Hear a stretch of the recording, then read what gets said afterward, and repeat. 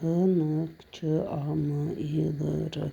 8 hərf var burada. Hərflərindən təsadüfi qaydada 6'sı seçilir. 8 hərfdən 6'sı seçilir. Seçilmiş hərflər vasitəsilə kamil sözünün yazıla bilməsi ihtimalını tapın.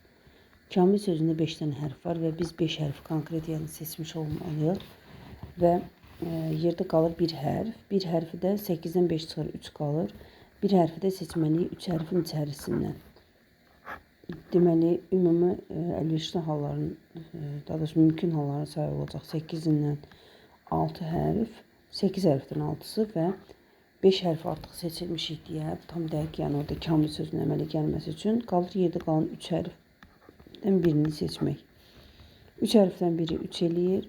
8-dən 6 isə 8 faktorial bölünsün 8 çıx 6, 2 faktorial vurulsun 6 faktorial bərabərdir 3 bölünsün. Deməli 8 faktorial 6 faktorial gedəndə qalacaq 7 vur 8 bölünsün 2. Burada da alınır 28'dən 3.